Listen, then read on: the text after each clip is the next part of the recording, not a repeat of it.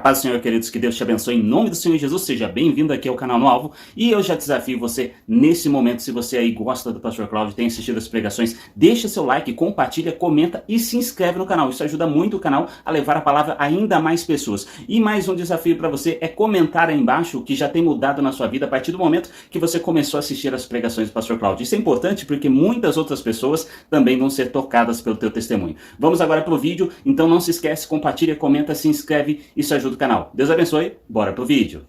Amém, obrigado. Deus abençoe. Obrigado.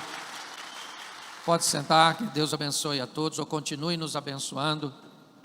Bom, basicamente toda a minha formação de conhecimento bíblico, ela surgiu das manhãs de domingo. Eu fui treinado, né, na escola bíblica. Eu fui treinado nos ensinos dos domingos matinais. E eu gosto muito de falar, apesar de hoje não ter um culto domingo de manhã, na igreja que eu pastoreio lá no Rio de Janeiro, porque normalmente eu estou sempre em viagem. Então, domingo de manhã é quando eu estou voltando, ainda volto para pregar no Rio. Hoje eu prego nos dois cultos. Um 15 para as 6 e o outro às 20 horas, certo? Mas eu queria que você prestasse muito atenção, porque eu basicamente não vou pregar.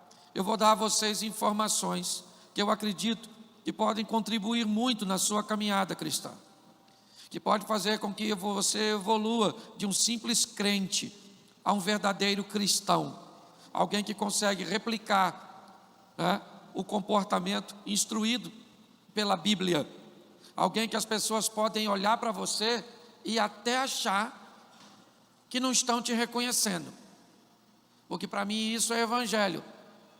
Quando alguém olha para você e tem dúvidas se você realmente é aquela mesma pessoa que ele conhecia. Quando Jesus cura um cego lá no tanque de Siloé, ele diz para o cego, né, dá um pulinho lá e lava-se no tanque de Siloé, e ele se lava. Quando ele lava seus olhos, ele volta vendo, e aí dá uma confusão danada, porque as pessoas começam a encontrar ele na rua, e aí as pessoas dizem um para o outro, conversando, cara, aquele cara ali, igualzinho o cego, parece com ele, rapaz, deve ser irmão. E aí o cego fala, não, sou eu. Não, mas você não pode ser, porque você era cego. Ele diz, pois é, mas eu encontrei com alguém que me devolveu a visão. É importante você voltar para casa, por exemplo. O gadareno sai de casa endemoniado, pelado, e volta para casa vestido em perfeito juízo. A minha pergunta para abrir esse evento é, como é que você volta para casa depois do culto? As pessoas te reconhecem menos? Não, você voltou diferente do culto hoje, esposa. Aí falou, eu estou mudando devagar. Se você mudasse junto comigo, ajudava. Mas se você me deixar mudar sozinha, provavelmente vou ficar viúva, porque Deus vai me dar outro cônjuge. Então eu preciso que você abra a sua Bíblia, ok? Então pega a sua Bíbliazinha, primeira carta do apóstolo Paulo aos Coríntios. Eu preciso te mostrar informações que, se você escrever e depois dar uma estudada em casa, eu acho que vai te ajudar muito. 1 Coríntios capítulo 10, verso 1. Quem achou, diga amém.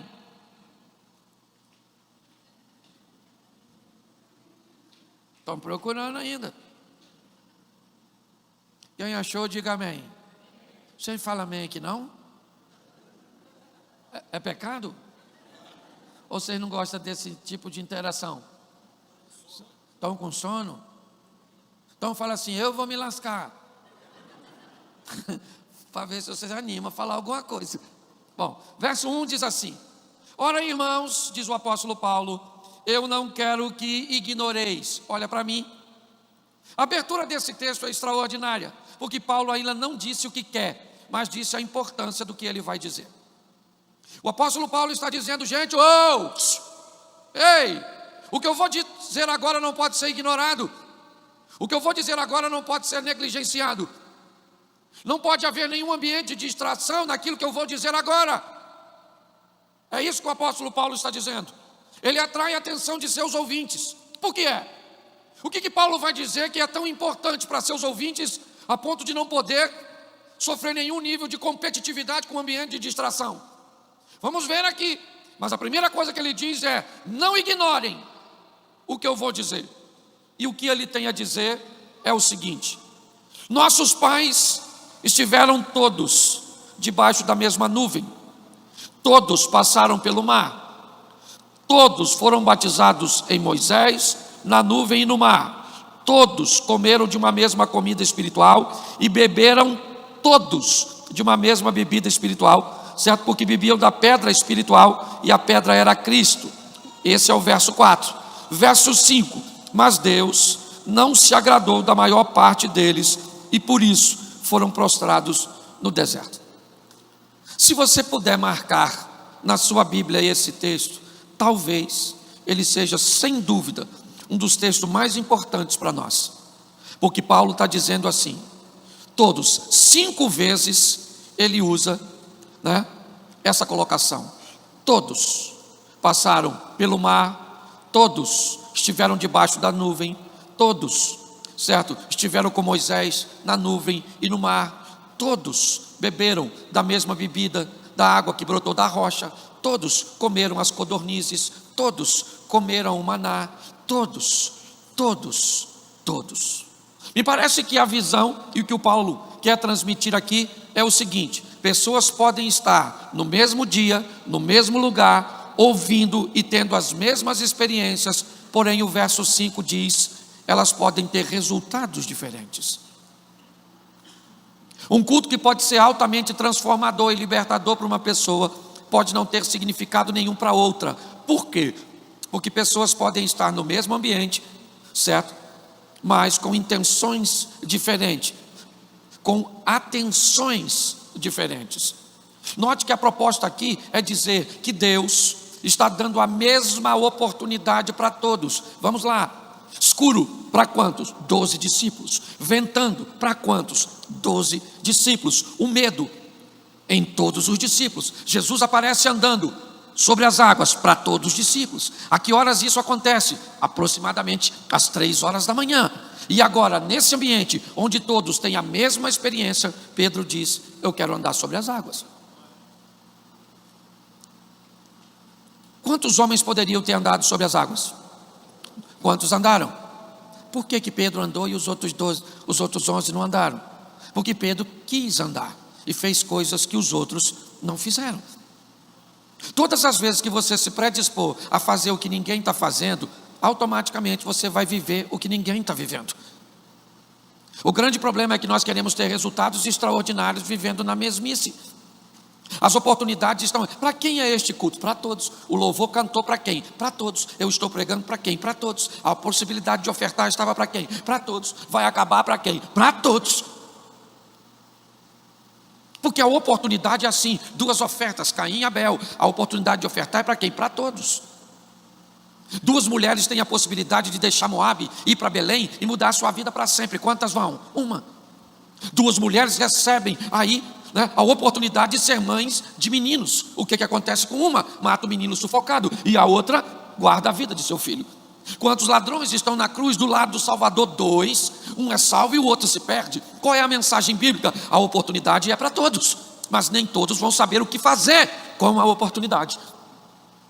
Pastor, eu não concordo muito com isso, porque hoje eu tenho um amigo que ele tem vantagem sobre mim. Ele já tem 21 anos e já anda num carrão e eu nem uma bicicleta tenho. Verdade, parece que há uma injustiça nisso. Mas bate um papo com esse amigo e descobre se o avô dele não fez coisas que o seu avô não fez, que o pai dele fez coisas que o seu pai não fez, e que talvez você descubra que não há injustiça. O problema é que a sua linhagem é de uma estopeira. E está na hora de você mudar isso, para que a próxima, quando vier, leve alguma vantagem, porque você se posicionou. Sabe o que meu pai me deixou de herança? Uma prostatite. Foi a única coisa que eu sei até hoje, que eu tenho um problema de próstata, certo? Acrescida, porque papai tinha. Não podia ter me deixado dinheiro, beleza, mas foi o que deu para deixar, certo? Foi o que ele tinha. Então é importante nós entendermos isso. As oportunidades são para todos. Qual é a grande batalha bíblica desde que o mundo é mundo? Luz e trevas. Eu não sei se você reparou, mas qual é a primeira coisa que Deus cria? Vai lá, vai no Gênesis, assim, precisa abrir a Bíblia não. Lá no Gênesis, primeira coisa que Deus criou: luz. Por quê? Qual é a mensagem? Gente, para de ficar procurando frutinha. Que fruta? A Eva e o Adão, dane-se a fruta. Eu tenho que pegar a infeliz da mensagem e aplicar na minha vida. O que a Bíblia está dizendo? Se Deus cria primeiro luz, Ele está dizendo para mim: antes de fazer qualquer coisa, traga claridade, esclarecimento, conhecimento em torno daquilo que você quer fazer. Por que as pessoas quebram a cara? Porque faz as coisas no escuro, se casa no escuro. Está lá a parábola das 10 virgens: o noivo vem e só pega a mulher de lâmpada acesa. O que a Bíblia está dizendo? Não case ninguém no escuro. Aí casa e vem falar comigo: o que eu fiz? Casou. Hashtag chupa essa manga. Foi tu. Aí entra num negócio que não traz claridade, sabe nada sobre o assunto. Nada. Se relaciona com gente que não conhece. Aí depois quebra a cara e é em pior. Não sou advogado do diabo, mas bota a culpa no Satanás, que às vezes não tem nada a ver com isso. Está lá quieto no lugar dele. Certo? Porque tem gente que faz tanta besteira que poupa serviço das trevas. O diabo olha e diz: caraca, esse cara é ruim, hein? Nossa, nem eu pensei nisso.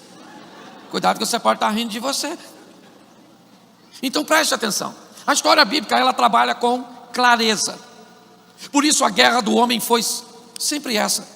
Jesus, Ele é a luz do mundo, enquanto o diabo representa as trevas. A palavra luz tem a ver com conhecimento, a palavra trevas tem a ver com ignorância. Se nós olhássemos, por exemplo, para os nossos ancestrais, viríamos que todas as vezes que a noite vinha, a própria Bíblia diz: nós devemos trabalhar enquanto é dia, porque a noite vem quando ninguém pode trabalhar. Escureceu para os nossos ancestrais, bem lá atrás, o que eles tinham que fazer? Se abrigar. Não havia atividade noturna, porque as trevas, elas inibem a atividade. Os ignorantes, eles são altamente limitados, se não paralisados pela ignorância, e ignorância tem apenas a ver com ausência de conhecimento. Depois de um tempo, o homem descobriu o fogo, e agora ele monta uma fogueira e consegue ter algum tipo de atividade noturna. Proteção de onde? Do fogo da fogueira. É limitado? Talvez 4, 5 metros, 2, eu não sei, dependendo da intensidade da chama. Depois de um tempo, o homem descobriu que algumas fibras embebecidas num líquido que ele ainda está reconhecendo, ele pode montar uma tocha, e ao invés agora de viver simplesmente ao redor de uma fogueira com poder estático, ele pode pegar aquele caniço e sair enquanto ele tiver luz, e romper as trevas e ir um pouco mais adiante da fogueira que ficou. O tempo passou e o homem descobriu o azeite, o óleo, o combustível, e agora ele descobre que enquanto ele tem combustível, é só botar um pavio, e ele agora vai muito além do que a tocha o permitia ir. Pastor, o que você quer dizer sobre isso? Eu quero estabelecer 3 níveis de vida que as pessoas estabelecem. A primeira, altamente limitante, ao redor de uma fogueirinha, onde tudo é proibido depois dela, onde tudo é limitante, onde perguntas que são descabidas, exposições e imposições altamente dominadoras são estabelecidas por líderes religiosos ou entidades religiosas, mas limitam essas pessoas. É assim que funciona. Há um tempo atrás eu vi uma história de um camarada que ele era careca e comprou uma peruca, e ele era o obreiro de uma igreja. Quando ele apareceu de peruca na igreja, pense na confusão que deu. Os obreiros se reuniram e falaram: irmão Antônio está vaidoso, e precisamos tomar uma providência, porque já já a vaidade vai estar atingindo a igreja. Chamaram o pastor e disse: pastor, chama o irmão Antônio, porque o irmão Antônio está vaidoso demais, manda ele arrancar aquela peruca, que aquilo é vaidade. Se Deus quisesse que ele tivesse cabelo, o cabelo dele não tinha caído. E deu aquela confusão, mas o pastor não estava muito confortável de fazer isso. O tempo passou. Numa outra reunião para resolver um outro problema, um dos obreiros levantou a questão: já que nós estamos aqui reunidos, vamos decidir hoje a peruca de irmão Antônio. E aí pressionaram o irmão Antônio, falou: senta aí, irmão Antônio, Olha, se Deus quisesse que o senhor tivesse cabelo, o seu cabelo não teria caído. Então eu vou falar uma coisa para o senhor: ou o senhor tira essa peruca, ou o senhor vai perder a comunhão com Deus. Irmão Antônio, amedrontado, disse: é lógico que eu vou tirar minha peruca, jamais vou perder minha comunhão por uma peruca. Mas eu queria dizer aos irmãos aí: eu tiro a minha peruca se vocês tirarem a dentadura de vocês, porque se Deus quisesse que você tivesse dente, o dente de vocês não teria caído. E aí nesse momento o pastor, muito angustiado, deu um tapa em cima da mesa e falou: irmão Antônio, fica com a peruca, porque minha dentadura não sai da boca.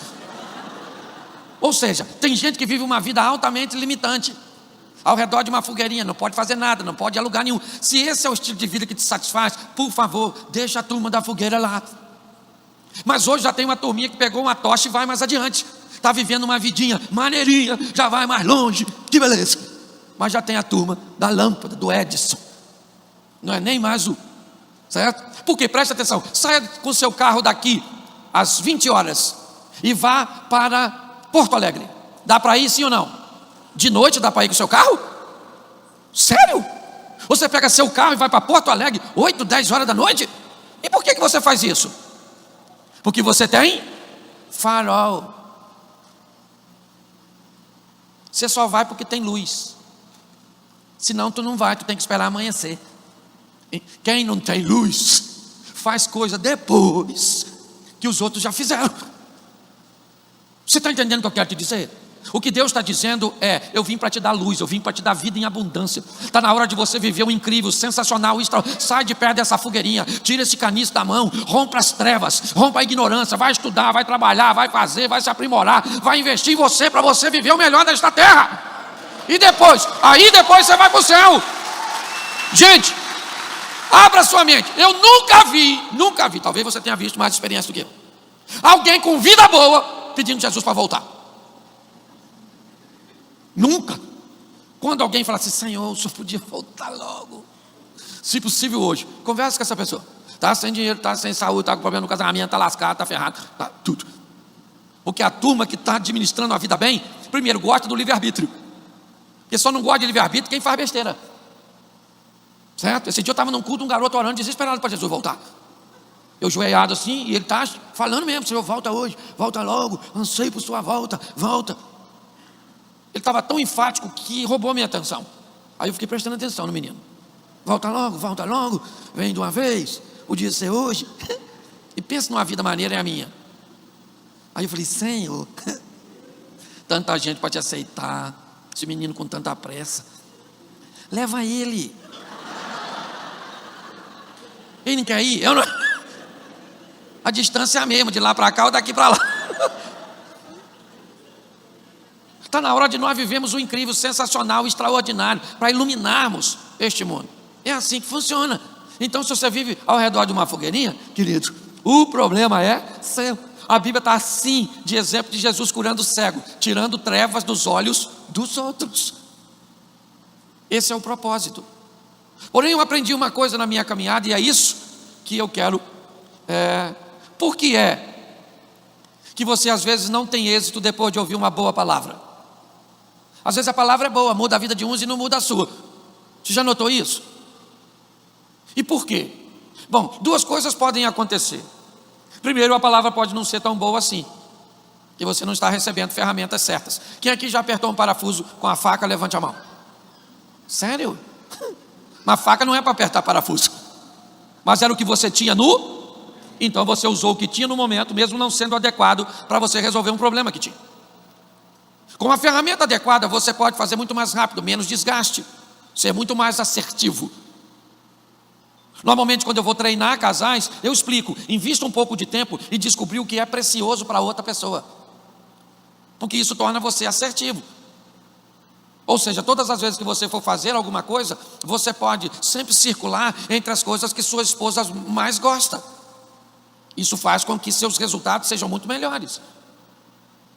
Investir um pouco de tempo para encontrar a ferramenta certa pode ser o segredo do sucesso.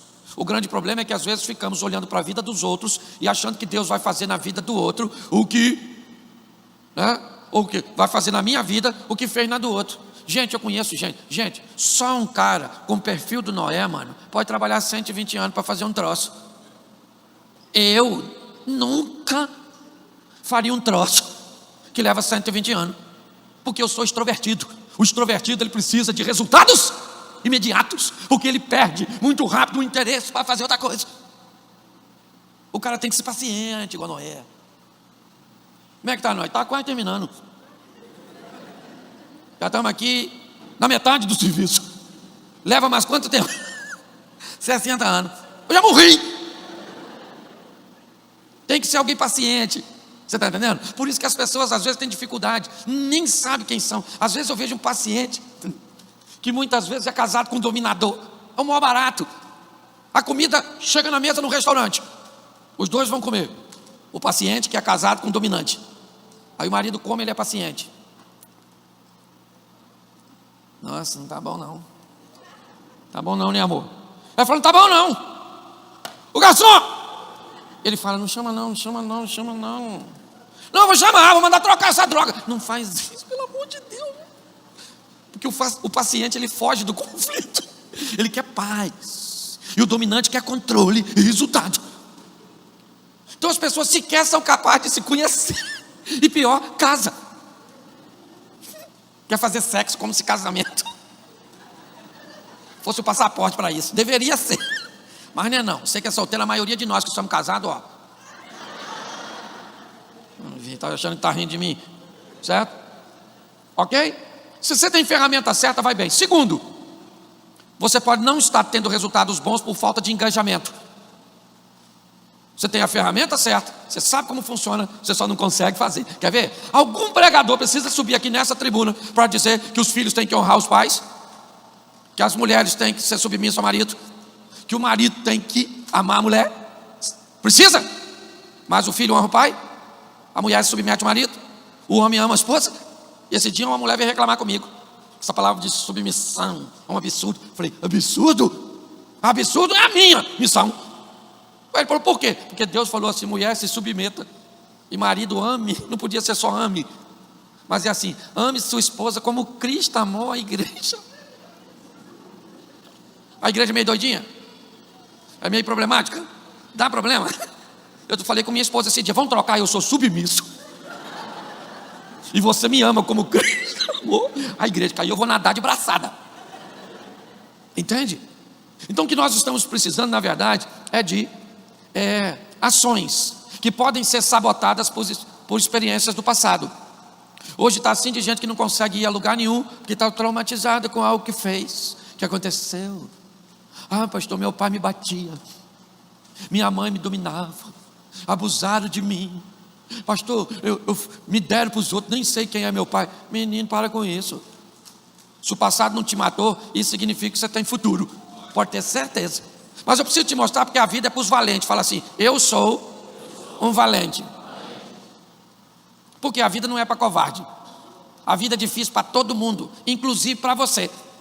Você olha para mim e você pensa o quê? Eu não tenho problema, pastor, não tem problema ninguém. Só você que tem problema. Seu filho é que tira nota baixa, sua mulher que perturba você, sua sogra é a pior do mundo, né? Seu dinheiro não dá para nada, o meu dá para tudo. Estou quase comprando a América. Certo? É que normalmente quem não reclama parece ter vida e tem. Não adianta reclamar, vou lamber minhas feridas. Minha saliva não tem substância terapêutica, vou encher minha boca de sangue. Então eu preciso que você seja valente. Eu vou te mostrar uma passagem bíblica rapidinho, sabe? Algo que eu gosto bem. Seria legal você ler 1 Coríntios 10, 12. Diz que aquele que está de pé tem que cuidar para não cair. Seria legal você ler Ezequiel capítulo 2, verso 1, onde Deus diz, filho, põe-te de pé, porque é de pé que eu vou falar contigo. São textos, certo? Seria legal você ler 1 Reis 19, 7, quando o anjo diz ao profeta Elias, levanta, come e bebe, porque longa é a sua caminhada. Textos que mandam com que eu e você nos posicionemos, porque é isso que a vida vai requerer de você. Mas quando eu olho para esse texto, talvez um dos mais pregados, eu vou descobrir algumas coisas preciosas. 2 Samuel 11, verso 1. 2 Samuel 11, 1 diz assim, e aconteceu que tendo decorrido no tempo em que os reis saem à guerra, enviou Davi a Joabe e com ele seus servos e a todo Israel, e eles destruíram os filhos de Amon, cercaram a Rabá, porém Davi ficou em Jerusalém. Repita comigo só isso: porém Davi ficou em Jerusalém. O texto diz assim: no tempo que os reis saem à guerra, Davi é rei? Sim ou não? Se é o tempo dos reis sair à guerra e ele é rei, ele deveria estar onde? Na guerra.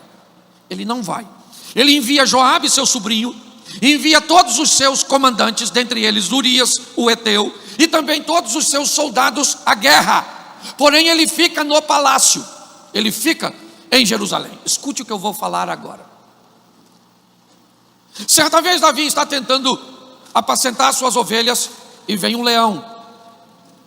Davi mata o leão. Em outra ocasião ele está apacentando as ovelhas, vem um urso, ele mata um urso. Em outra ocasião ele vê a ameaça de um gigante chamado Golias, ele enfrenta e mata Golias. Em outra ocasião ele tem um problema sério com o rei Saul, que quer matá-lo, e ele vence Saul fugindo das investidas. Bom, se eu sou Satanás, eu já descobri uma coisa: com espada eu não mato Davi, com garras de leão e de urso eu também não mato. Não vai dar para ganhar esse cara nesse ambiente de batalha. Então eu vou migrar para um outro ambiente, sem que Davi note. O diabo está estudando você, seu casamento, seus negócios, sua caminhada o tempo inteiro, descobrindo para onde ele tem que levar você para vencer você. Mudar o ambiente é algo que sempre complica muito a mente das pessoas. Seu cérebro, ele está habituado e treinado a repetir comportamentos, porque isso requer dele menos esforços, menos energia. Todas as vezes que você expõe seu cérebro a fazer algo de novo, ele só irá aceitar de boa se a recompensa vier para ele de forma imediata. Se não for assim, inevitavelmente ele rejeita. A visão é clara: Davi não vai perder nesse campo de batalha. Então, quando a batalha estiver acontecendo em Rabá, território amonita, não vamos levá-lo para lá. Vamos fazer com que Davi fique em casa. Para quê? Para mudar o campo de batalha. Ao invés de uma espada, vamos botar uma mulher nua.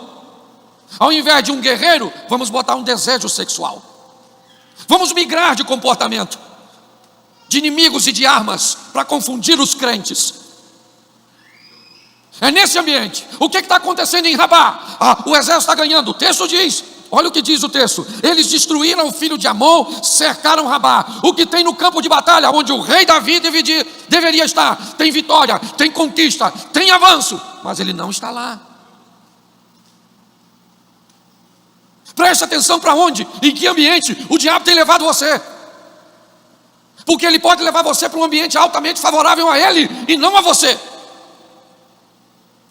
O verso seguinte diz assim, verso 2: e aconteceu que numa tarde, Davi se levantou do leito, andava passeando na casa real, e viu do terraço uma mulher que estava lavando, e ela era muito formosa. Deixa eu te perguntar, quantas mulheres bonitonas tomando banho e peladona tinha lá em Rabá, em território amonita? Quantas? Nenhuma. O que que tinha lá? Perna de homem, sangue, cabeça rolando e pronto. Mas ele estava lá? Não.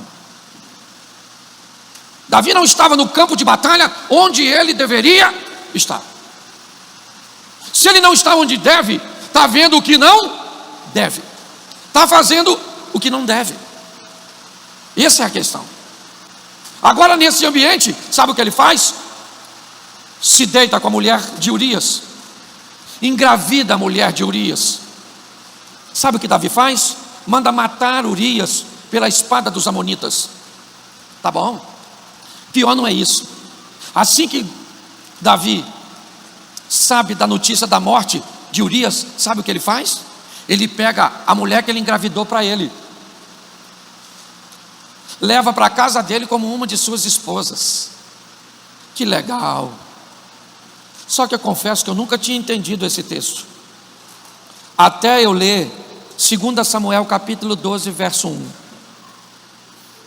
Eu li o 11 para você. O 11 diz que Davi está no palácio, se levanta e vê Batseba. depois mata Urias e fica com Batseba para ele. Isso é o capítulo 11. Mas preste atenção no capítulo 12, verso 1. E o Senhor enviou Natã a Davi, depois que tudo isso aconteceu. E apresentando-se ele a Davi, diz o seguinte: havia numa cidade 2 homens, um rico e o outro pobre. É fácil. Quem é o rico? Davi. Quem é o pobre? Urias. O rico possuía muitas ovelhas e vacas. O que são isso? As esposas do harém de Davi. Mas o pobre não tinha coisa nenhuma, senão uma pequena cordeira que comprara, criara, tinha crescido com ele, com seus filhos, do seu bocado bebia, do bocado, bebia, dormia no seu regaço e a tinha como filha. Quem é a cordeirinha? Batseba. Então aqui nós já temos os personagens. Nós temos o homem rico, que é Davi, o homem pobre, que é Urias, as mulheres de Davi, que são as vacas, certo? As cordeirinha, que é Batseba. Tá bom. Mas agora tem um personagem que não aparece no capítulo 11, e ele entra no verso 4. E vindo um viajante ao homem rico, verso 11, Davi se levantou de manhã. Que viajante é esse que tem no capítulo 11? Eu não vejo viajante no capítulo 11, mas o texto diz que no 12, vindo um viajante até Davi. Cadê ele? Quem é o viajante, pastor?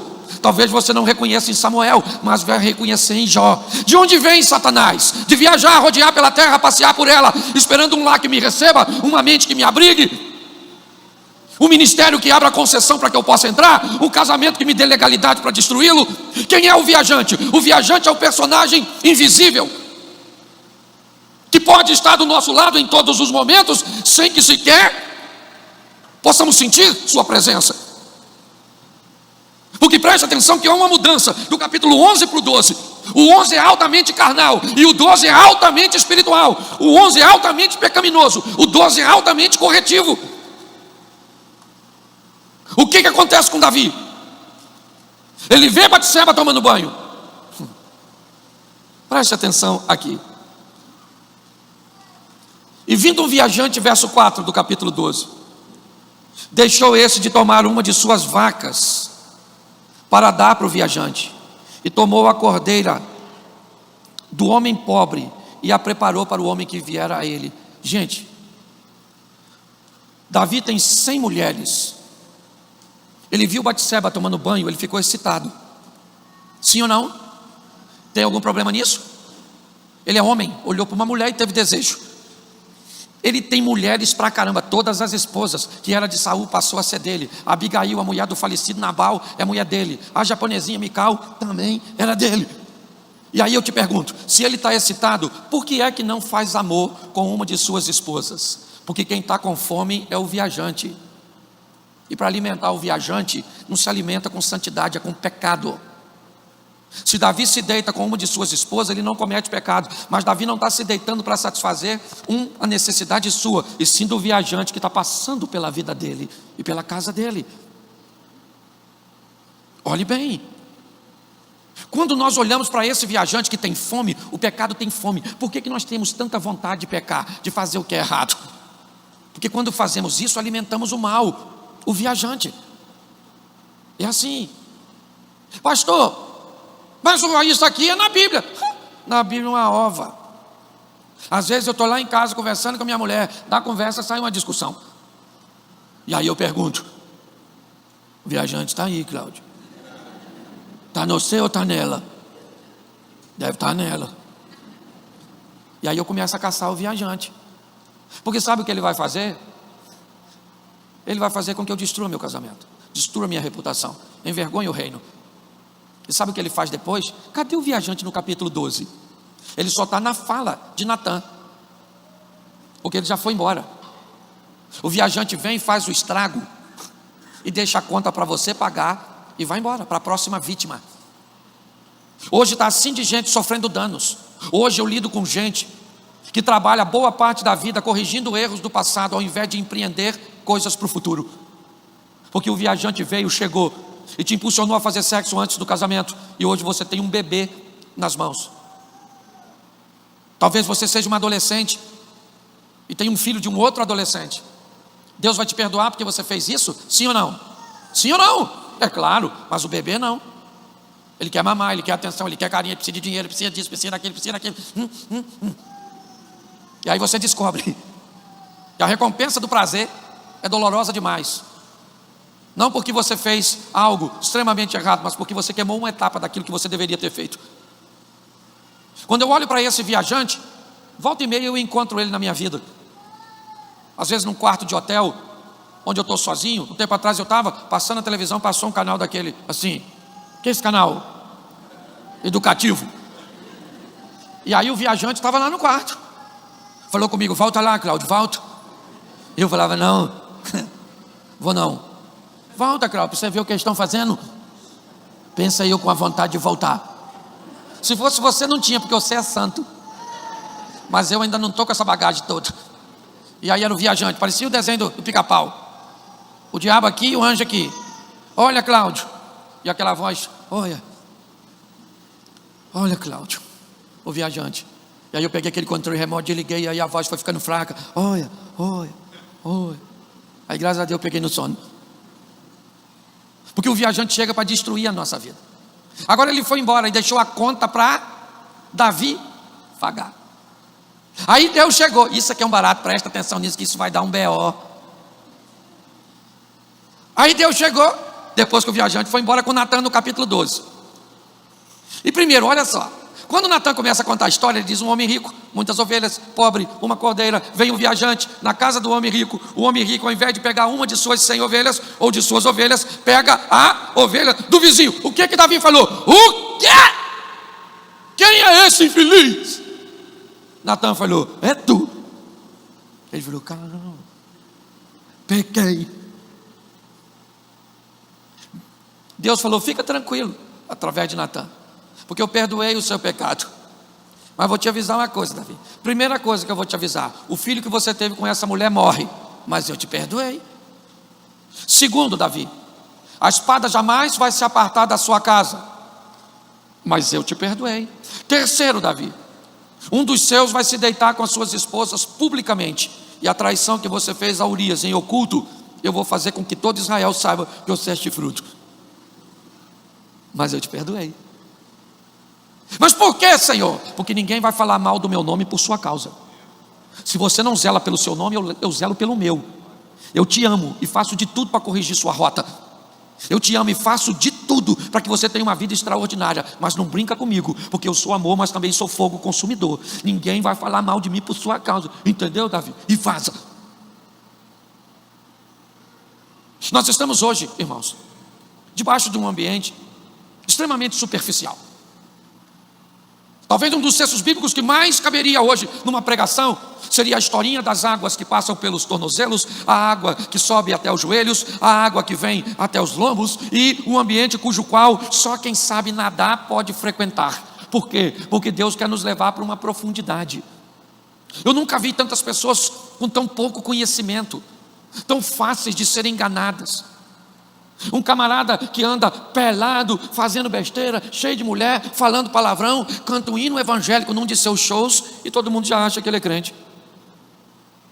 Basta com que uma pessoa apareça com uma Bíblia na mão, querido, pelo amor de Deus, troque seu snorkel e pega um tanque de oxigênio e vá para o fundo para ter intimidade com Deus. Meu irmão, Deus está agindo nesses tempos de forma extraordinária. O que Ele está precisando de gente para usar. Eu vou falar para você, eu trabalho para caramba. Você sabe por que eu trabalho muito? Porque tem pouca gente para trabalhar. Se cada um dividir, está lá. Vamos aumentar a casa dos profetas, vamos até o Jordão e tomemos cada um de nós uma viga, porque se cada um pega uma viga não fica pesado para ninguém. Mas é muita gente carregando muita coisa e muita gente não carregando nada. Nós estamos hoje, dia 13. Isso. Qual o conteúdo da Bíblia você já leu até hoje? Já está terminando metade do segundo mês do ano. Ah, pastor, leia a Bíblia? Tem que ler? Não. Que ler para quê? Tem que deixar lá na sua. Abre ela assim no Salmo 91 e deixa lá para espantar os demônios tudo. O que é? Um amuleto? Não, você tem que ler em voz alta dentro da sua casa. certo? Ir lá na cama do seu filho e profetizar: meu filho, você é flecha na mão do valente, o valente sou eu e a flecha é você. Quanto mais perto eu puxo você para perto de mim, mais longe eu coloco você, para que seu futuro seja extraordinário. Você está entendendo? Você tem que ir lá dentro da sua casa, pega os equipamentos de todo mundo, bota na mesa, igual a apreensão da polícia, bota tudo lá. Vai fazer o que, pai? Ungir. Pega o óleo e fala: Senhor, isso aqui não é para pornografia, isso aqui não é para palhaçada, aqui todos nós somos crentes, e até o que não é crente, só que não sabe. Essa menina doida quer ir para o inferno, mas vai para o céu, e vão ungir aqui. Pronto.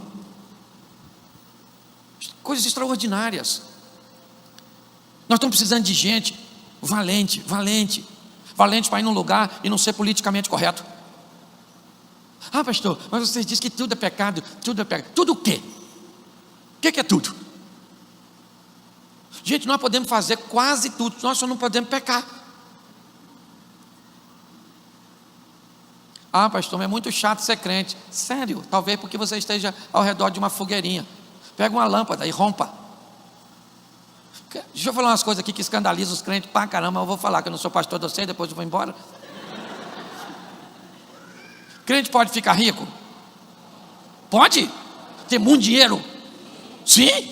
Andar de carro importado? Bolsa da Louis Vuitton? Pode? Ah, pode. Crente pode tomar banho de praia? Sério? Jogar bola? Pode. Poxa, o que nós não pode? Você sabe por que quando eu pergunto o que não pode, você tem vergonha de falar? Porque normalmente você também tem vergonha de fazer. Crente pode fazer sexo? Pode. O sexo não é pecado, não? O pecado do Adão e Eva não foi fazer sexo? Não. Foi desobedecer. Só isso. Não pode fazer antes do casamento. E guarda a força. Vai na fé. Eu queria saber o que não pode. Quando eu pergunto assim, parece que todo mundo fica mudo. Hoje nós estamos com uma geração muito difícil, muito difícil. Se aborrece, desvia por qualquer coisa. A gente apanhava. Quem aqui tem mais de 35? Apanhava e pronto. Por que você está apanhando? Não sei, mas estão me batendo, já até acostumei. Chinelo parecia bumerangue, ia lá, batia e voltava na mão. Certo? É assim que funciona. A gente não tinha esse negócio não, meu irmão. É ou não é? E tinha que fazer, tinha que jogar o lixo fora, tinha que lavar o banheiro.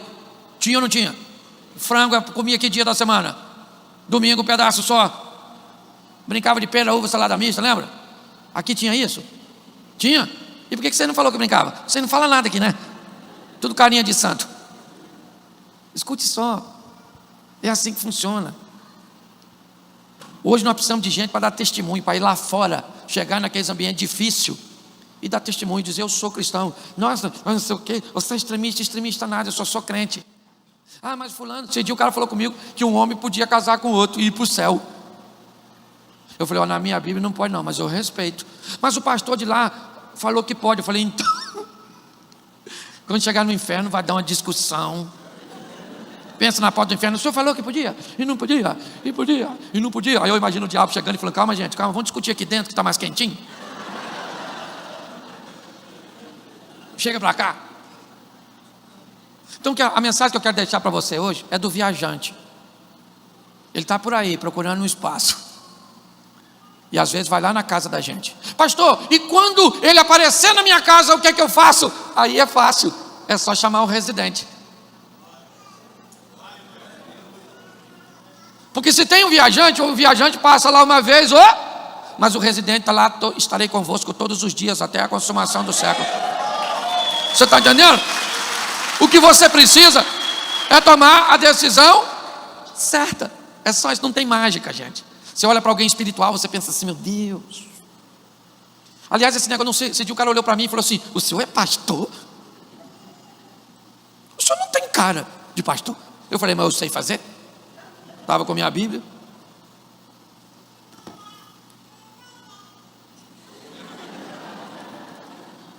Ó Pai de nosso Senhor e Salvador Jesus Cristo, o Criador dos céus e da terra, louvado seja o teu nome. Só não deu tempo de trocar de roupa. Gente, quando chegar no céu nós vamos ter 3 surpresas, pode ter certeza. Primeira, caraca, cheguei. Eu vi. Estou surpreso. Segunda surpresa, você aqui. Nossa, não esperava encontrar você aqui não. Terceira surpresa, cadê fulano? Não veio. Vida com Deus é compromisso, meu irmão. Sem santificação ninguém verá Deus. Chegue mais perto de Deus. Pastor, como é que eu chego mais perto de Deus? Eu não vejo Deus, pois é, mas você consegue ver quem está perto. Quem está com Covid hoje tem que ficar o quê? Porque quem chegar perto dele faz o quê? Pega. Quem tem intimidade com Deus tem que ficar o quê? Perto de quem não tem. Você tem que chegar, se você tem intenção de, certo? Então é assim, você quer orar? Fica perto de quem? Quem ora? Vai para a reunião de oração. Pastor, joelho lá, pastor, mas eu penso em tudo, menos em Deus. Minha cabeça assim, vai para os videogames que eu estava a fim de jogar. Vai na casa que eu tenho que arrumar. Vai em tudo, pastor, estou querendo casar. Mas fica lá, que já já vai mudando. Já já. Você gosta de pregar? Fica perto de quem prega, quer ler a Bíblia, fica perto de... Se aproxima de quem chegou na igreja. Chega na igreja. Eu chego na igreja. Hoje eu já não posso fazer isso, porque mas antigamente eu chegava na igreja, eu olhava aquela turminha do oi fechado. E aí eu ia lá. Aí eu até treinava uma língua estranha. Para a hora do batismo já está acostumado. E aí eu ia para lá. E aquelas meninas, senhorinha, orando, tendo visão. E eu ficava ali, Senhor, estou vendo nada. Isso é maneiro pra caramba. Fui uma vez num culto, rapaz. No meio do culto o cara gritou que um anjo entrou. Um profeta lá, entrou o anjo. O maluco deu pensa num anjo famoso. Eu não sabia quem era não. Mas pelo tamanho da igreja que ela virou alvoroço, eu era novo convertido. Falei, caraca, mano, que anjo é esse? Famosé, todo mundo gritando, quase enlouquecedor. E o anjo está passeando na igreja. E eu abri o olho, fechava o olho, cadê o anjo? Eu não vi o infeliz do anjo. E fecho o olho, abro o olho, e não vejo o anjo. E um cara do meu lado gritando. Eu falei, caraca, esse maluco está vendo um anjo. E eu não estou vendo. De repente o cara não gritou lá que o anjo foi embora. O anjo foi embora. Eu falei, caraca, não vi. Aí o cara do meu lado calmou. Aí eu falei, maluco, o anjo estava onde? Aí ele falou, não vi não. Eu falei, se tu não viu, por que tu estava gritando, miserável? Eu estava aqui com inveja danada, você? Aí ele falou, eu não vi, mas senti. Eu falei, ah, miserável, infeliz. Então aproxima de gente. Para de andar com cabeça de bagre. Se aproxima de gente que tem compromisso com Deus. Aqui não tem super-herói não, meu. Todo mundo tem desejo, sim ou não? Sim ou não? É que a gente não fala para os outros, fica com vergonha. Então vá viver uma vida séria. Por quê? Porque Jesus está voltando. Segundo informações espirituais, já saiu de lá. Entendeu? Já está pelo caminho. Porque não tem mais o que se cumprir. Não tem mais. Eu estava em Portugal, eu vi um anúncio, termina aqui, que eu achei extraordinário. A repórter escandalizada dizendo assim: primeiro pessoas procuravam a justiça para trocarem seus nomes. Beleza. Depois pessoas procuraram a justiça para trocarem de sexo. Beleza. Depois pessoas estavam entrando na justiça para trocar a sua cor.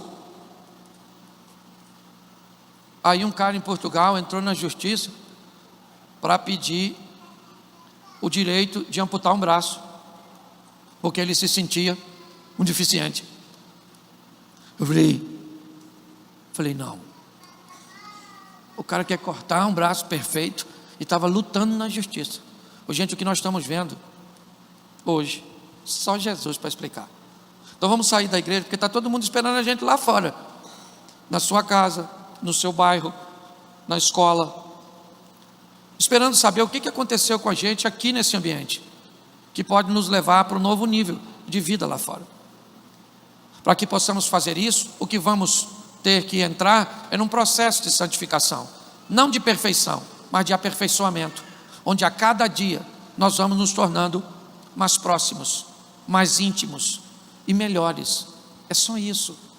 Tendo cuidado de entender se em algum momento a mudança, do ambiente da guerra não acontece, porque é isso que o diabo tem feito. E até quando Deus faz, complica.